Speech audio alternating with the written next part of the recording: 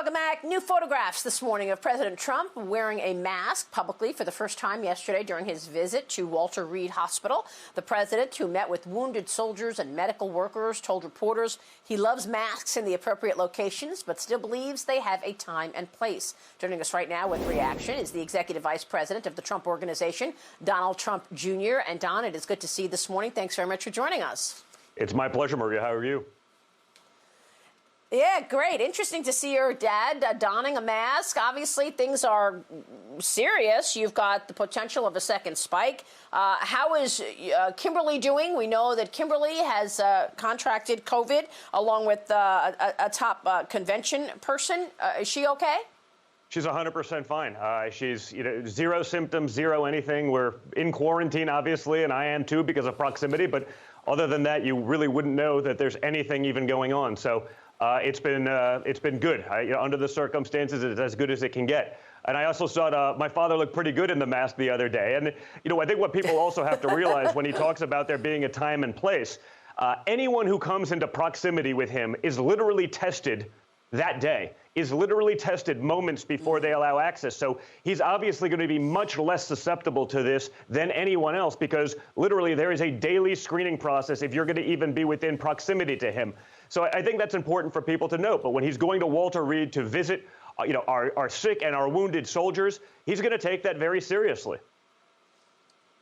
Yeah, but people are taking seriously the idea that we are seeing a second wave potentially and spikes in some hot spots across the country. What does that mean for the convention, Don? And what about the idea that, look, the Democrats have already said they're going to do a virtual convention.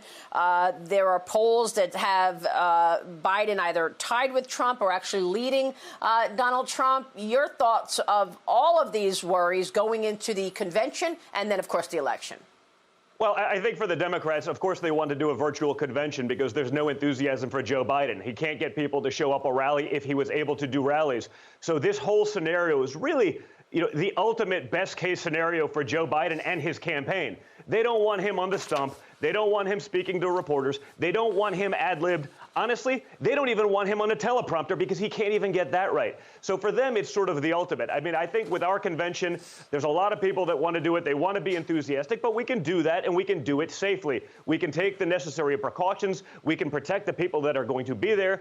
We can implement things that you wouldn't necessarily normally implement at a convention to do so. So they're going to take it very seriously. We're going to do a great job with it, and it's going to be an awesome event.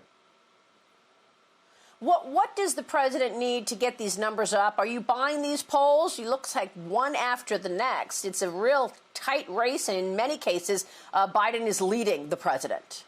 Well, listen, I think when you have the media onslaught, where media has just totally abdicated their position to objectively look at both sides, they're not looking into any of Biden's past. They're not looking into any of his history. They're not looking into his family's graph. They're not looking to how insanely soft he's been on China throughout his entire career. And let's not forget, this is a 50-year career in Washington, D.C. They're trying to run him like he's a moderate outsider. This guy is the epitome of the swamp.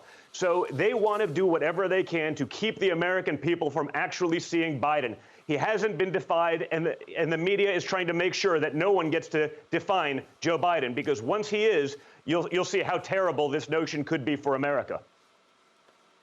Which is why you're out with a upcoming book, Liberal Privilege. You're going to talk a lot about Biden in that book, right? You're self-publishing a book. When is it coming out? 100%. I guess one of the offshoots, one of the only positive things of quarantine, for the last few months was I had a lot of free time, and I was looking into it and actually went on and hired a researcher just to do it myself, because I said, if the media is going to totally neglect this guy, this history, these terrible trade deals, especially now in the post-COVID-19 world where we're going to actually have to deal with China and deal tough with China, which is what Donald Trump's, that's his wheelhouse. That's his forte. He's the only guy to do it in modern American history. That Joe Biden can sell this notion of, well, now we're going to be buy American after 50 years of legislation that sent our jobs, that sent our American dream to China. It's asinine. But I'm sitting there looking, whether it's Hunter Biden, whether it's Joe's brother, whether it's the sister, the entire family has enriched themselves off of Joe Biden's publicly funded office. He won't release his documents from 30-something years in the Senate that are sitting at the University of Delaware. These aren't like private notes that he had as a citizen. This is while he was a senator in the United States, paid for by the American taxpayer, and somehow that's magically off limits? Brett Kavanaugh's high school yearbook was not off limits, according to Democrats. Yeah. His high school yearbook. But Joe Biden's Senate papers, no, we can't touch this. So it's about hypocrisy. It's about the double standard. And, I called it liberal privilege because we hear a lot about privilege these days. But liberal privilege is the ultimate because they can say one thing, do the other, and never get called on it. Well, look, in the meantime, the critics of your father continue stepping it up. Just in the last 2 weeks, you had the mayor of New York actually painting Black Lives Matter mural right outside of Trump Tower and Fifth Avenue in New York City. This is where you work every day, right? Do you pass this new mural here? Here's the shots of the mayor actually painting it right outside of Trump Tower. Your reaction? Well, listen, it'd be nice if the mayor actually did something to help the people of his city. He's busy there playing arts and crafts, but what has he actually done other than oversee the destruction of New York City?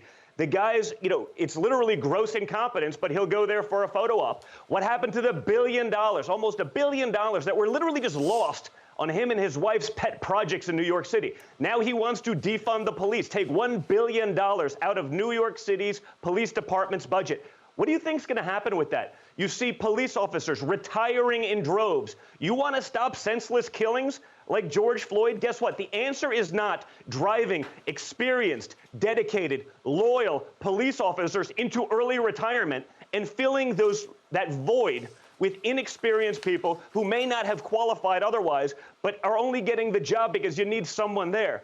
The guy doesn't know what he's doing. It's gross negligence, and honestly, it's worse. It's just sheer incompetence. But again, he can play arts and crafts for the photo op, and it's as though all of the things and all of his failures are totally forgotten. But the media will give him that benefit of the doubt.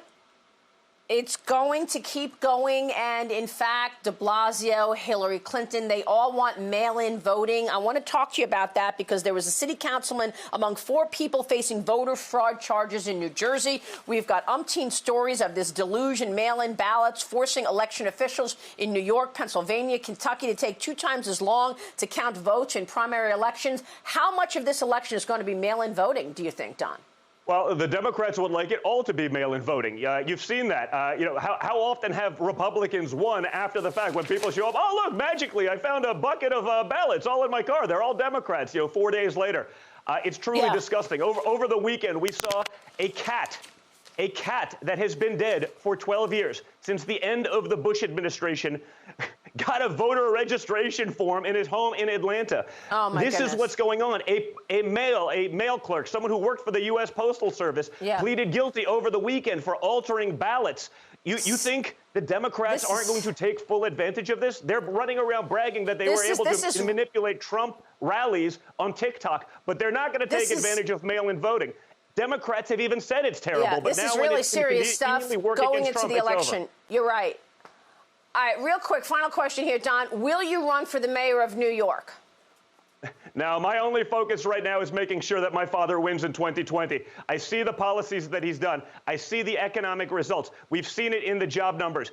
Donald Trump did the impossible. Donald Trump accomplished the holy grail of American politics, raising the job numbers for people, raising the minimum wages for the lowest income earners, watching their wages go up for the first time in modern history. Donald Trump did it all before. He's the guy that can do it again. Clearly not swamp creature Joe Biden, who has an accomplishment record that is non-existent in 50 years in Washington, D.C. So maybe you consider it after the president wins then. Mayor of New York. I don't know. Trump That's Jr. not really my kind of job, but who knows? All right. Good to see you, Don. Thanks very much for being here.